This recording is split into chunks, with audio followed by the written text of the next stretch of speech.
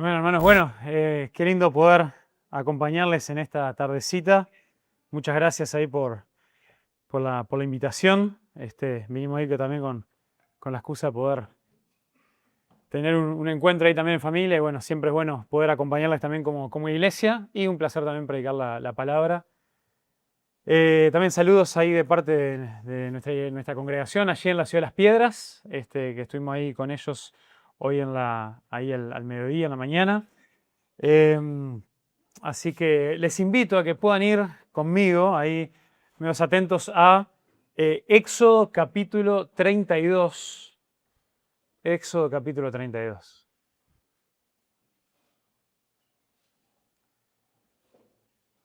Mientras van buscando Éxodo capítulo 32, les cuento, una escena ahora que se me vino a la mente de algo, una película, espero que no hayan visto, pero en el 2014 salió una película que hizo bastante ruido por ser acá de la zona, no uruguaya, pero latinoamericana, y fue una película que fue nominada a muchos premios internacionales y siempre eso hace que la gente se emocione y la vaya a ver. Una película que se llamó Relatos Salvajes. No sé si alguien no la vio, no la vea, pero básicamente exploraba, lo raro de la película es que no era una historia sola, sino que era un conjunto de pequeñas historias cortas sobre varias situaciones, sobre varias historias, sobre varios relatos, a la redundancia, que terminaban de una forma bastante salvaje cuando alguna situación se llevaba medio al extremo. Entonces, bueno, ¿qué pasaba cuando un ciudadano bueno, no sé si. Sí, no, mejor así.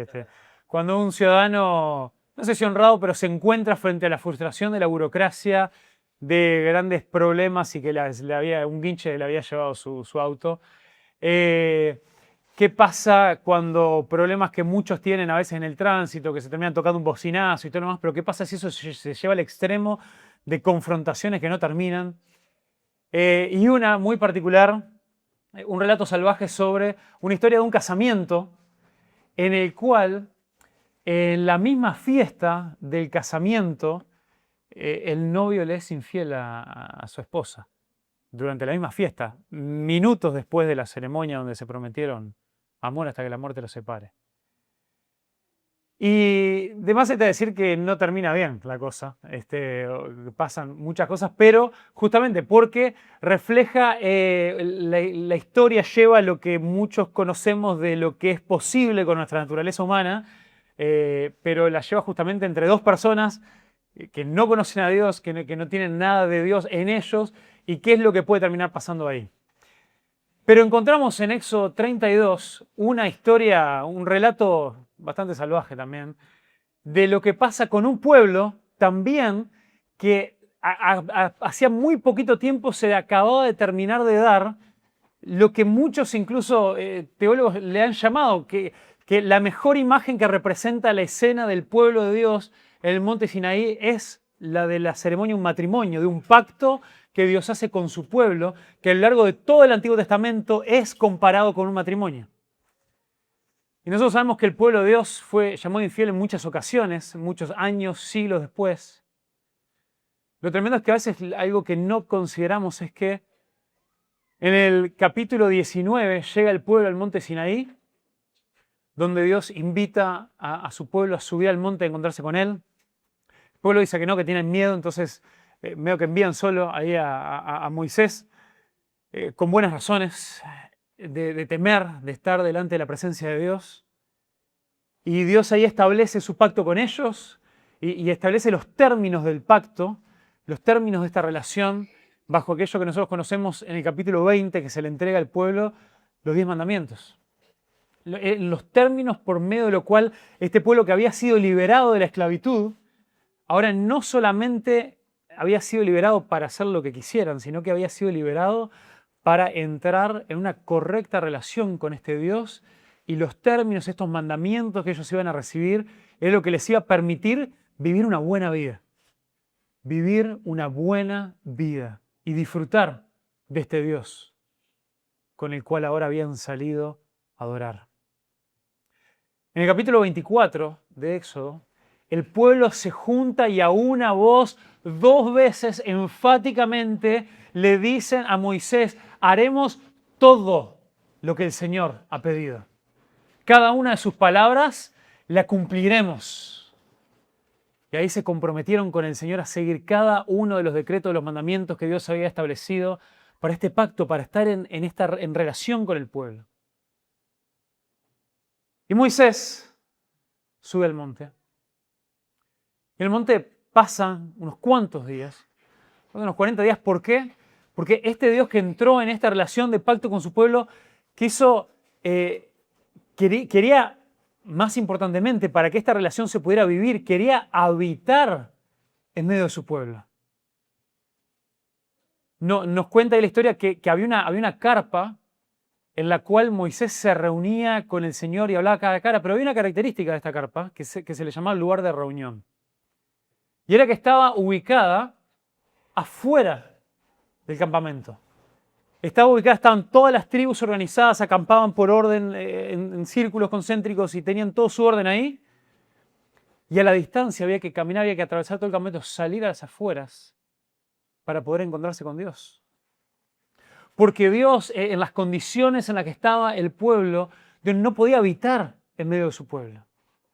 Y pasan varios capítulos de esos que cuando uno comienza ese plan anual de leer la Biblia, uno tiene que decir, vamos que podemos, ¿no? Porque son varios capítulos de descripciones detalladas de cómo debía ser edificado el tabernáculo. ¿Cuál era la gran diferencia entre el tabernáculo y la carpa de reunión? Era que ahí era el lugar donde la presencia de Dios iba a venir a habitar en medio de su pueblo. Y si vamos viendo en todos esos capítulos muchos de los detalles del tabernáculo estaban especialmente diseñados para llenarnos de imágenes del huerto del Edén, de ese lugar donde antes de que el pecado irrumpiera en la escena, el hombre y la mujer caminaban con Dios y hablaban con Dios cara a cara y tenían una relación cercana y sin obstrucción por el pecado. Y cada uno de los detalles de la decoración, de la estructura del tabernáculo estaba hecho para representar eso, porque Dios anhelaba habitar en medio de su pueblo. Ya no para cada cosa andar diciéndole a Moisés, vení, subí al monte y te voy a hablar, y ahí bajá, y que el pueblo se quede lejos, porque si no van a ser destruidos. Sino que Dios anhelaba, ahora que el pacto estaba hecho, poder descender y habitar en medio de ellos. Pero vemos acá que antes de que Moisés tuviera la chance de poder descender, de poder contarle a Dios, estuve con Dios mismo hablando cara a cara, y esta es la forma hermosa en la que Él se quiere relacionar con nosotros. El pueblo, en lo que quizá le podemos llamar esto, ¿no? Al final de la ceremonia, o le podemos llamar quizá el comienzo de la luna de miel, le es infiel a Dios. Entonces leemos ahí en el versículo 1, dice, cuando el pueblo vio que Moisés tardaba en bajar del monte, la gente se congregó alrededor de Aarón y le dijo, levántate, haznos un Dios que vaya delante de nosotros. En cuanto a este Moisés, el hombre que nos sacó de la tierra de Egipto, no sabemos qué le haya acontecido. Entonces vemos un pueblo que se puso impaciente porque Moisés demoraba algunos días, pero habían visto a este Dios, no era un Dios desconocido, habían visto sus obras, habían visto su poder. Y ellos empezaron a maquinar cómo cometer una infidelidad en contra de este Dios que los había sacado de la esclavitud. Entonces, si hay una cosa que en este ratito que vamos a estar juntos contemplando este capítulo, este pasaje, una cosa que me gustaría que guardaras en tu corazón, que te llevaras, es que nuestros corazones son idólatras por naturaleza, por fuera de Dios. Y nuestros corazones idólatras necesitan de un intercesor que cubra nuestro pecado. Nuestros corazones idólatras necesitan de un intercesor que cubra nuestro pecado. Y este pasaje nos muestra esto de 4 maneras. Es un capítulo largo, así que no nos vamos a detener en cada detalle. Por eso les quiero adelantar. nos muestra esto de 4 maneras. A través de ver un pueblo idólatra, un Dios fiel a sí mismo, un juicio merecido y un intercesor que es rechazado. Un pueblo idólatra, lo vemos acá en los versículos del 1 al 6. Vemos que el pueblo dijo, Moisés, no sabemos dónde está, desapareció, y le piden a Aarón que se levante y que haga algo al respecto, porque ellos querían un Dios a quien seguir. Es más, dice, un Dios que vaya delante de nosotros. Está tomando las mismas palabras de lo que Dios había prometido hacer con ellos. Dios había prometido ir delante de ellos a la tierra que les quería entregar. Dios había prometido que Él no solamente les iba a tener a este pueblo como posesión suya, pero Él quería ir y defenderlos. Él quería ser quien vaya delante de ellos conquistando la tierra que Él les quería regalar para que habitaran en ese lugar. Entonces, hacenos un Dios. Y miren la paradoja, la locura de que le piden a Aarón que les haga un Dios. O sea, ellos no están ni pretendiendo en esta realidad de que estaban pidiendo un Dios falso. Estaban pidiendo un Dios que no existía. Estaban pidiendo un Dios que representara de una manera falible, incompleta, al verdadero Dios a quienes ellos habían visto que los sacara de la tierra de Egipto.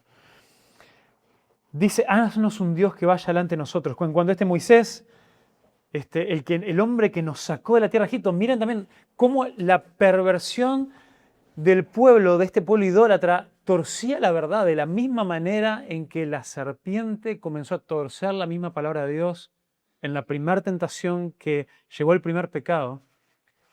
¿Fue Moisés el hombre que lo sacó de la tierra de Egipto? Fue Dios quien con mano poderosa sacó al pueblo de Egipto, utilizando a un hombre como Moisés.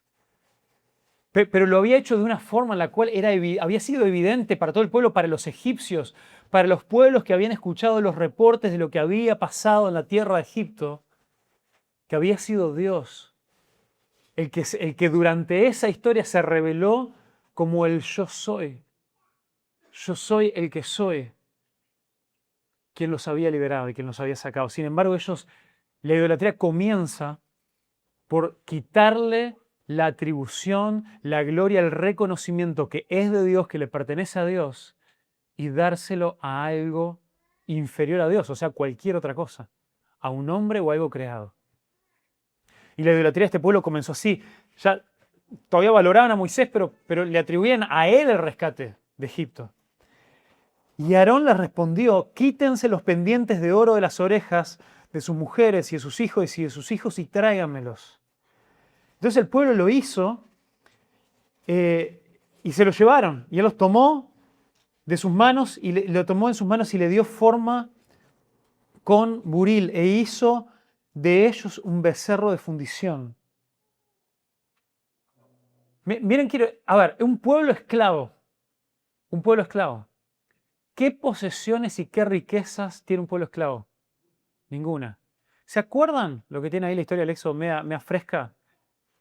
¿Cómo existe la posibilidad de que el pueblo recientemente liberado después de 400 años de esclavitud tuviera oro para traer? Dice la palabra de Dios que fue el Espíritu de Dios quien obró en las mentes, en los corazones, de alguna forma ahí sobrenatural, y colocó delante de los corazones de los egipcios darles regalos a ellos cuando estaban a punto de salir de la tierra de Egipto. Por 2 motivos. Por un motivo básico de provisión para que no se vayan sin nada, pero con un motivo que en realidad fue en el que Moisés y Dios estuvieron trabajando en todos los capítulos anteriores. Dios había provisto a su pueblo para que su pueblo, de lo que Dios le había provisto, pudiera edificar el tabernáculo. Y el pueblo va desesperado a tomar la provisión dada por Dios de manera sobrenatural para tornarla en idolatría. ¿No es eso lo que vos y yo hacemos cuando le quitamos el reconocimiento a Dios? cuando absolutamente todo lo que tenemos le pertenece a Dios y fue dado por Dios, nuestros recursos, tiempo, energía, talentos, absolutamente todo. Y en cuántos momentos tomamos lo que fue dado por Dios y lo llevamos para formar algún ídolo que nos sirva para decir, este es el que me va a guiar a la tierra, depositando nuestra esperanza, nuestra confianza en un trabajo, en una carrera, en nosotros mismos, en nuestras fuerzas, en nuestra dependencia, en nosotros querer lograr algo por nuestros medios. Y así ignoramos y rechazamos al Dios que todo nos lo ha dado. Es un pueblo idólatra que rechaza al mismo Dios que estaba ansioso de poder edificar este lugar de reunión, este lugar de habitación para su presencia, para estar ya no afuera, ya no solamente en contacto con un mediador que les comunicara cada tanto, sino poder estar en medio de su pueblo. Y lo rechazan. Y Aarón, bueno, lo edificó y algunas, como le decía, algunas cosas nos tenemos que saltar. Entonces, nuestros corazones idólatras necesitan de un intercesor que cubra nuestro pecado. Vemos esto por medio de un pueblo idólatra, pero también lo vemos con un Dios que es fiel a sí mismo. En el versículo 7 dice, entonces el Señor habló a Moisés, todavía estaban en la cima del Sinaí, y dice, desciende pronto. Es como parece que esta escena, Dios que todo lo ve, casi que interrumpió el tiempo que estaba teniendo ahí con Moisés, y le dice, descende pronto porque tu pueblo que sacaste de la tierra de Egipto. Esto es interesante, acá Dios no está haciendo... Dios no, esto es como esa imagen de esto, cuando alguno de nuestros niños se manda alguna, ¿no? Y se porta muy mal, ¿no? No nos viene a ver en los matrimonios lo que han tenido hijos chicos, lo que están en ese proceso de mirarnos hacia el uno al otro y decir, tu hijo, tal cosa, ¿no? Y Dios acá en su enojo, viendo la escena, lo que está diciendo, este pueblo al que vos sacaste, claro, yo te mandé, yo hice todo lo que había que hacer, pero que sacaste, que salieron contigo de la tierra de Egipto, se ha corrompido. Bien pronto se han desviado del camino que yo les mandé, se han hecho un becerro de fundición. Bueno, saltemos esto. Más adelante, entonces, el versículo 9. El Señor le dijo además a Moisés, he visto este pueblo, ciertamente es un pueblo terco. Ahora pues déjame para que se encienda mi ira contra ellos y los consuma. Pero de ti yo era una gran nación. Entonces, Dios estaba completamente comprometido con traer salvación a la humanidad, con cumplir con su promesa de Génesis 3, 15 o 16, a mí me olvido, de que Él iba a elegir para sí un pueblo por medio de quien Él traería salvación a toda la humanidad. Pero acá tuvo un momento y dijo, che, ¿y si arrancamos de vuelta? Porque nosotros podemos decir, bueno, sí, idólatra, está bien, pero vos imaginate, estuvieron esperando 40 días, que era un montón de tiempo, y está bien, yo a veces soy medio impaciente. Y hay algo dentro de nuestros corazones idólatras que pueden mirar a Dios y decir, ¿no era exagerado un poquito? ¿Cómo que aniquilarlos a todos? Pero veamos, este Dios que vino a auxiliar a su pueblo después de 400 años en casa de servidumbre, de no tener absolutamente nada, de no ser nadie. Y el Dios creador del universo los elige desde lo más profundo, los rescata con mano poderosa, humillando a Egipto y a las naciones vecinas. Los rescata por medio de demostrar su gloria, su poder. Para ninguno de ellos esto fue algo subjetivo, ninguno de ellos fue, ay no, si el poder del Señor lo sentí acá en mi corazón, me pareció, capaz que fue una cosa que yo lo sentí. No, lo vieron. Caminaron por tierra seca.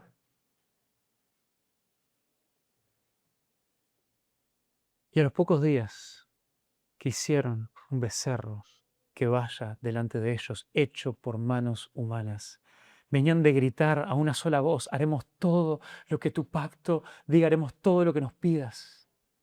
Una y otra vez a Moisés decirle, asegurarle que somos un pueblo fiel y comprometido. Y el pueblo, mire, y me lo salté en el versículo 6, pero esto es importantísimo para que veamos. En el versículo 6, vuelvo para atrás. al día siguiente que estaba formado el becerro, dice, se levantaron temprano y ofrecieron holocaustos y trajeron ofrendas de paz al becerro de oro. Y el pueblo se sentó a comer y a beber y se levantó a regocijarse. Esta es una traducción muy sutil. Esto es algo que Pablo cita en 1 Corintios 10. Sí, en 1 Corintios 10, creo que es versículo 7, donde hace referencia a esto, siéndonos de advertencia para que nosotros no caigamos en estos mismos patrones de idolatría, y enseguida lo relaciona con la promiscuidad sexual, porque esta frase de se levantó a regocijarse, o se levantó a jugar, dicen algunas versiones, no es algo inocente. Desenfreno. Con desenfreno, dicen algunas versiones. Ese desenfreno tiene connotaciones sexuales de lo que los pueblos paganos vecinos a Israel, lo que los mismos egipcios hacían cuando se sentaban a hacer fiesta para sus dioses. No fue un simple, nos sentimos medio solos porque hace rato que no viene Moisés. Hubo perversidad y corrupción en medio del pueblo. Entonces, este Dios, que es fiel a sí mismo, es un Dios justo. Y como un Dios santo y como un Dios justo, fiel a sí mismo, es un Dios que juzga el pecado. En el capítulo 34, entre dos capítulos, va a revelar por primera vez su carácter y va a decir que Él es un Dios compasivo, lleno de amor y de misericordia, que perdona a 1000 generaciones, pero que castiga el pecado a la tercera y hasta la cuarta generación. Que no absuelve al culpable, dicen algunas versiones. Entonces, versículo 11, entonces Moisés suplicó ante el Señor su Dios y dijo, oh Señor, ¿por qué se enciende tu ira contra tu pueblo? A ver si la devuelve, ¿no? Contra tu pueblo, que tú has sacado de las tierras de Egipto con gran poder y con mano fuerte. ¿Por qué han de hablar los egipcios diciendo con malas intenciones los has sacado para matarlos en los montes y para exterminarlos de la superficie de la tierra? Vuélvete del ardor de tu ira y desiste de hacer daño a tu pueblo. Acuérdate de Abraham y de Isaac y de Israel, de tus siervos, a quienes juraste por ti mismo y le dijiste, yo multiplicaré la descendencia de ustedes como las estrellas del cielo, y toda esta tierra de la cual he hablado daré a sus descendientes, y ellos la heredarán para siempre. Y el Señor desistió de hacer el daño que había dicho que haría a su pueblo. Entonces vemos un Dios que es fiel a sí mismo, porque en su carácter Él es fiel a su justicia y a su santidad. Pero también es un Dios que es fiel a sí mismo porque es un Dios que habla verdad y que es fiel a sus promesas. Y vemos en esta escena en la cual tenemos una descripción donde, Dios no se olvidó de nada. Dios no de repente, pero en esta interacción con Moisés, en esta especie de negociación divina que ya la vimos antes con Abraham frente a Sodoma y Gomorra, y la vimos también, se ve en diferentes momentos donde aparece esta figura de un mediador que se para interceder por el bien del pueblo. Y Dios, siendo fiel a sí mismo, a su carácter, alguien que está lleno de amor inagotable y fidelidad y que prometió salvar a su pueblo en base a su carácter y no a nuestra fidelidad, dice que desistió. Entonces nuestros corazones idólatras necesitan de un intercesor, como aparece acá, de un intercesor que cubra nuestro pecado. Porque así como Israel, nosotros también somos un pueblo idólatra, tenemos corazones idólatras que nos olvidamos rápidamente de nuestro Dios. Pero tenemos un Dios que es fiel a sí mismo, es fiel a sí mismo. Pero también vemos que hay un juicio que es merecido del 15 al 29, y vemos en esta escena lo que voy a quizá resumir un poquito más, pero vemos que entonces vuelve Moisés en el versículo 15, desciende del monte con 2 tablas, las 2 tablas del testimonio en sus manos. Las tablas, nos aclara acá, escritas por ambos lados, por uno y por el otro estaban escritas. Las tablas eran obra de Dios y la escritura era escritura de Dios grabada sobre las tablas. Y al oír Josué el ruido, bueno, ahí Josué se ve que estaba esperando a media distancia, Y dice, ay, se ve que hay fiesta. Y dice, no, no hay fiesta nada. Acá están en medio de entregarse a un ídolo. Y y en el versículo 19, tan pronto como Moisés se acercó al campamento, vio el becerro y las danzas. Se encendió ahora la ira de Moisés y arrojó las tablas de sus manos y las hizo pedazos al pie del monte. Nos choca la reacción de Moisés. Aparte, yo creo que Moisés es muy intencional en todo el detalle que nos da. Las tablas del testimonio estaban escritas de un lado y del otro, y eran tablas no talladas por Moisés, por el mismo dedo de Dios. Nos muestra lo increíble, lo impresionante que eran estas tablas, para contrastarlo con que cuando vio la realidad agarró y las hizo pedazos. ¿Qué nos choca más? ¿Qué nos impacta más? Que Moisés tenga esta reacción. Digamos, pero no acabas de pedir misericordia por el pueblo y ahora venís y vos te enojás. O nos choca más que este pueblo abandonó a Dios y se volvió a la idolatría.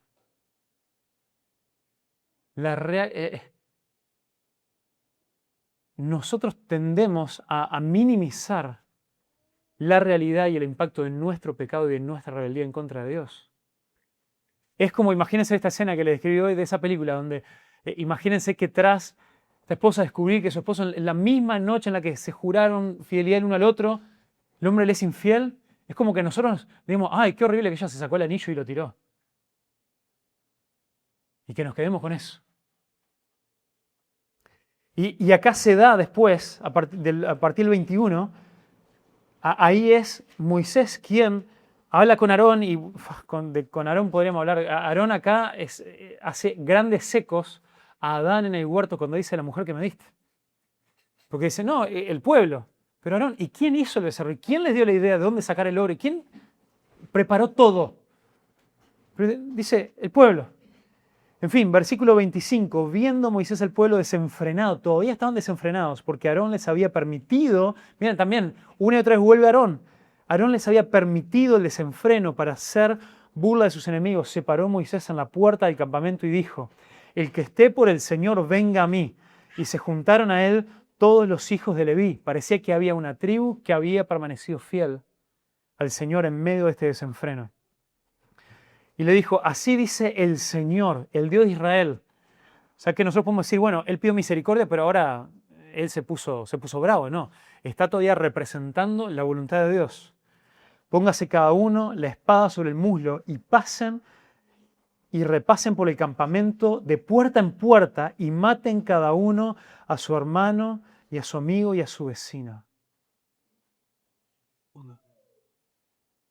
Los hijos de Leví hicieron conforme a la palabra de Moisés y cayeron aquel día unos 3.000 hombres del pueblo. Sí, perdón, yo capaz que algunos es verdad que no le aclaré, estoy en la NBLA, capaz que algunos ve algunas palabras diferentes ahí.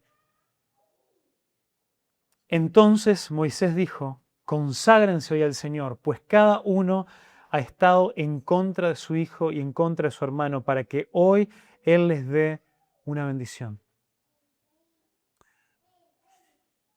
¿No es tremendo que hace unos pocos días atrás el pueblo había sido liberado por el último juicio de parte de Dios para Egipto?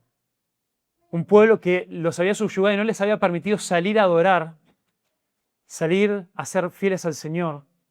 ¿Y cuál fue lo último que fue la gota que derramó el vaso que finalmente el faraón los deja salir? El ángel del Señor, el ángel de la muerte que Dios envía para que pase. Yo creo que acá hay una conexión intencional de parte de Moisés, para que pase puerta por puerta de los egipcios, trayendo muerte. Y ahora, este corazón que habiéndosele dado la posibilidad de salir y adorar libremente a Dios, ahora ellos tienen que recibir también, como enviados de parte de Dios, pasan puerta a puerta a traer muerte. Ahora, nosotros acá podemos ver, frente a los mismos hechos en la palabra de Dios, podemos ver dos realidades muy diferentes.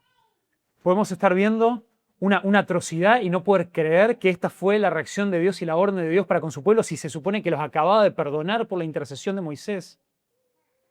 o podemos ver una increíble misericordia frente a un pueblo que sabemos que eran por lo menos cientos y cientos de miles. Algunos quizá calculan que para la salida de Egipto ya habían cruzado el 1.000.000 de personas que salieron de Egipto. Y en realidad lo que Dios había dicho que esto meritaba era la extinción total del pueblo y arrancar de cero. Y que fueron 3.000 los que fueron de aquellos que se habían opuesto luego de haber recibido una oportunidad de volver al Señor, porque Moisés preguntó, nos llamó a los levitas, le preguntó, ¿quién está con el Señor? Y fueron solamente los levitas los que voluntariamente vinieron.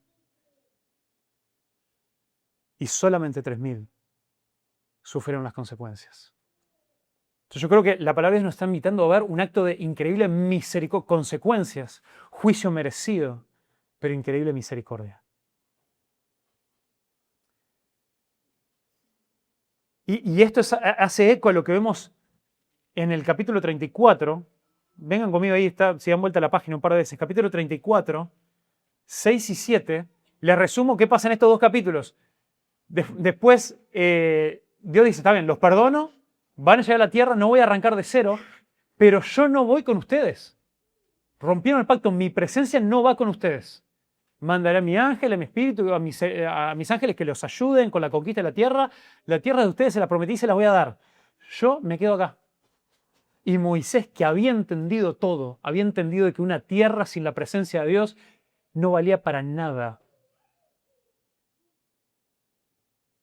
Dice, Señor, si vos no venís con nosotros, no queremos ir a ningún lado.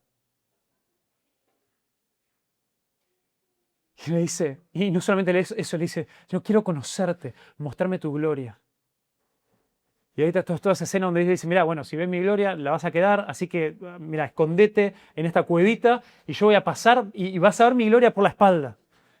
Y esto no es una escena así como mística de cuando pasa la presencia delante de Dios, no pasa callada, pasa Dios declarando las siguientes palabras, 34, 6 y 7. Entonces pasó el Señor por delante de él proclamando, el Señor, Dios compasivo y clemente, lento para la ira y abundante en misericordia y verdad, que guarda misericordia a millares y que perdona la iniquidad y la transgresión y el pecado, y que no tendrá por inocente al culpable, que castiga la iniquidad de los padres sobre los hijos y sobre los hijos de los hijos hasta la tercera y la cuarta generación. Esta es la declaración que Dios hace cuando quiere revelar su carácter. Y Dios nos lo está ilustrando con la historia del capítulo 32. Porque Él está mostrando, estoy teniendo misericordia y estoy mostrando mi perdón a millares. Pero yo no doy por inocente al culpable. Yo castigo el pecado, hay un justo juicio merecido por el pecado de aquellos que se rebelan. Y es exactamente lo que está demostrando, lo que Dios nos está queriendo hablar por medio de esta historia. Nos está dando una historia que ejemplifica el carácter que Dios estaba a punto de revelar. Entonces, nuestros corazones idólatras necesitan de un intercesor que cubra nuestro pecado. Vimos un pueblo idólatra, un Dios fiel a sí mismo, un juicio merecido. Pero también vemos un intercesor rechazado. Un intercesor rechazado. Miren lo que dice a partir del versículo 30. Dice, al día siguiente Moisés dijo al pueblo, ustedes han cometido un gran pecado. Y ahora yo voy a subir al Señor. Quizá pueda hacer expiación por su pecado. Expiación, palabra grande, compleja que no usamos en ningún otro momento que no sea leyendo la Biblia. Es esta idea de cubrir, es esta idea de una mancha que está tan arraigada que solamente puede ser cubierta por algo más, para que eso ya no sea más visto. Está relacionado en términos legales con pagar una deuda, pero para que la deuda sea cubierta. Entonces Moisés, después de este gran juicio, después de esta noche de terror donde 3.000 personas fueron juzgadas y perdieron sus vidas, Moisés sigue siendo consciente que esto fue igual una muestra de misericordia, que el pueblo merecía mucho más. Él no dice, está bueno, ahora ya está, murieron 3.000, ahora podemos seguir como si no pasó nada. Si ustedes han cometido un gran pecado, acá no tendría que haber quedado ninguno de nosotros vivos. Voy a subir al Señor. Voy a ir a interceder por ustedes. Quizá, con duda lo dice, quizá pueda ayudar a cubrir este gran pecado. Esta deuda que por más de que hubo un juicio, no fue saldada. Entonces, versículo 31, volvió Moisés al Señor y le dijo, ay, este pueblo ha cometido un gran pecado y se ha hecho un Dios de oro. Pero ahora, si es tu voluntad, perdona su pecado y si no, bórrame del libro que has escrito. Y el Señor dijo a Moisés, al que haya pecado contra mí, lo borraré del libro. Pero ahora ve, conduce al pueblo a donde te he dicho. Mi ángel irá delante de ti, pero el día que yo los visite, los castigaré por su pecado. El juicio que acabamos de leer no fue Dios visitando a su pueblo y castigándolo por su pecado. Versículo 35. Y el Señor hirió al pueblo por lo que hicieron con el becerro que Aarón les había hecho. Vieron que esta segunda intercesión, ya no frenando a un Dios que los iba a aniquilar por completo, sino pidiendo un perdón total, fue rechazada. Dios le dijo que no. Dios le dijo, el que haya pecado contra mí va a pagar. Y dice que después de haber muerto estos 1000 hombres, Dios volvió a visitar él al pueblo y los hirió.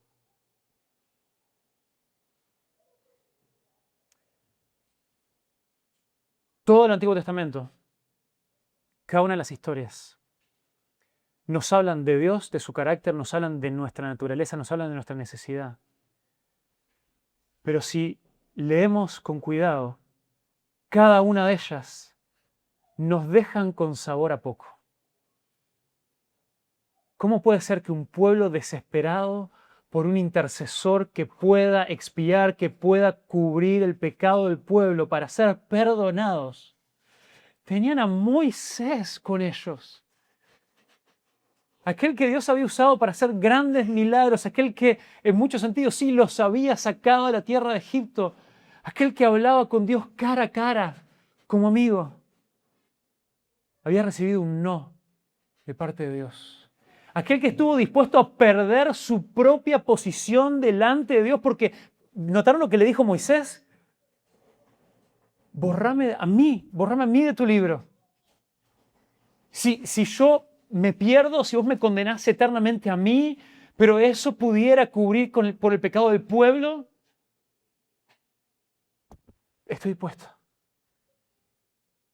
Y una y otra vez aparecen estos profetas, estos hombres de Dios a lo largo de toda la historia del Nuevo Testamento que muestran un carácter y muestran una decisión de venir delante de Dios intercediendo por el pueblo. Y por geniales que fueron y por héroes de la fe que los podemos considerar, ¿sabes qué? Ninguno de ellos fue suficiente. ¿Sabes por qué? Porque Moisés era pecador. Porque Moisés tenía que pagar por su propio pecado. Moisés necesitaba su propio perdón. Y vos y yo hoy, con el diario del lunes, del otro lado en el nuevo pacto, ahora mirando la cruz no hacia adelante como la miraban ellos, sino nosotros mirándola hacia atrás. Vos y yo tenemos un mejor Moisés.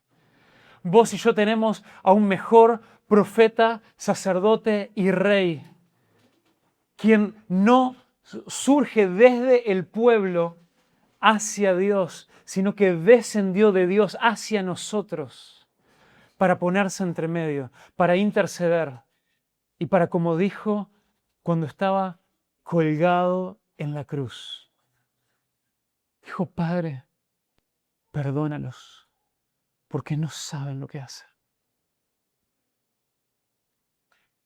Y vos y yo tenemos un intercesor, un intermediario entre nosotros y un Dios justo y un Dios santo y un Dios perfecto,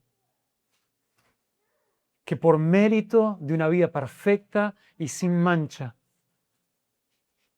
por medio de ser perfectamente justo, por medio de haber vivido la vida que vos y yo nunca pudimos vivir y morir la muerte que nosotros jamás podríamos llegar a morir, su intercesión fue aceptada. Vos y yo gozamos de un mejor intercesor, de un mejor intermediario, que su sacrificio, que su ponerse en el medio, sí pudo cubrir el pecado de nosotros. Y ya no cubrirlo solamente, sino removerlo por completo, una vez y para siempre. Entonces, vos y yo, que al igual que el pueblo de Israel somos idólatras en la raíz de nuestro corazón, que una y otra vez hay cosas que nos hacen desviar la mirada de Dios, hay cosas que nos hacen distraernos, hay cosas que nos alejan de Él. Vos y yo necesitamos un intercesor que expíe, que cubra nuestra culpa y nuestro pecado. Pero tenemos a alguien a quien acudir. Y vos y yo podemos disfrutar de este Señor que descendió, quien se puso entre medio de nosotros, pero ahora volvió a ascender al Padre y ahora está a la diestra del trono de Dios e intercede constantemente por nosotros, en base a un Dios fiel a sí mismo, que lleno de amor y de misericordia, de justicia y de verdad, mira a su Hijo y dice, los perdono.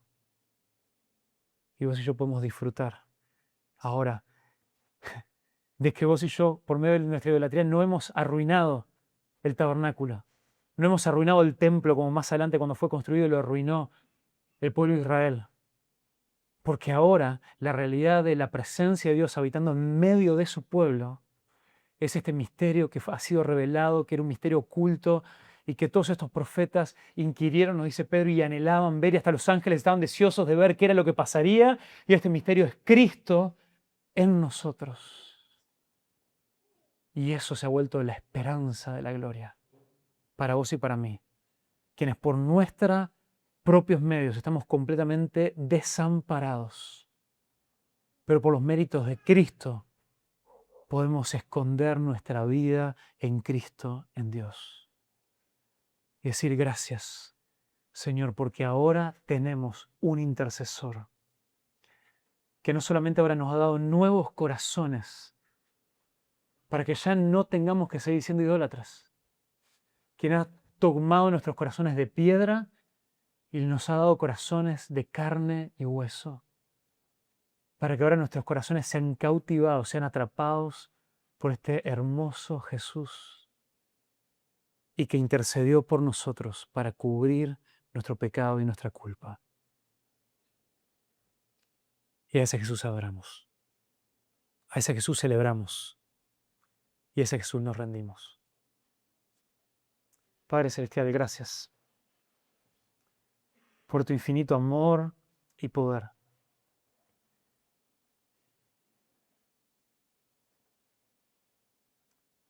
Gracias porque aún nosotros teniendo corazones idólatras que tan pronto se alejan de ti, ahora vivimos con la realidad de Cristo en nosotros, quien intercede